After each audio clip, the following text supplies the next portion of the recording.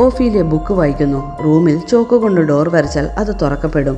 അവർ ഗ്ലാസ്സിലെ മൺതരികൾ വീണ് കഴിയുന്നതിന് മുന്നേ തിരിച്ചു കയറണം, ഇല്ലെങ്കിൽ ഡോർ ക്ലോസ് ആകും. കൂടാതെ അവിടെയുള്ള ഒരു ഭക്ഷണം പോലും കഴിക്കാൻ പാടില്ല. ഇതൊക്കെ വായിച്ച് ഓഫീലിയ അതിനകത്തേക്ക് കയറി. ഒരു ടേബിൾ നിറയെ സ്വാദിഷ്ടമായ ഭക്ഷണ സാധനങ്ങൾ വിളമ്പി വെച്ചിട്ടുണ്ട്. അവിടെ ഒരു പിശാചും ഇരിക്കുന്നു. അതിന് കണ്ണുകളില്ല, കാരണം അതിൻ്റെ കണ്ണുകൾ പ്ലേറ്റിൽ വെച്ചിരിക്കുന്നു. ശേഷം ചെറിയ ഏഞ്ചൽസ് അവളെ 3 ചെറിയ വാതിലുകളുടെ മുന്നിലെത്തിച്ചു.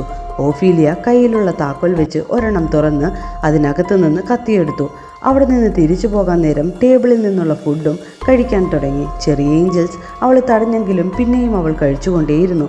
അന്നേരം പിശാച് എഴുന്നേറ്റ് കണ്ണുകളെടുത്ത് കൈകളിൽ ഫിറ്റ് ചെയ്ത് ഓഫീലിയെ നോക്കുന്നു. ചെറിയ ഏഞ്ചൽസ് ഓഫീലിയെ രക്ഷിക്കാൻ ശ്രമിച്ചു. അന്നേരം പിശാച് അവരെ കൊല്ലുന്നു. ഓഫീലിയ ഓടി, പക്ഷേ സമയം തീർന്ന് ഡോർ ക്ലോസ് ആയി. പിശാചും അവളുടെ അടുത്തേക്ക് വന്നുകൊണ്ടിരിക്കുന്നു. ഓഫീലിയ മറ്റൊരു ഡോർ വേഗം വരച്ച് അവിടെ നിന്ന് രക്ഷപ്പെടുന്നു.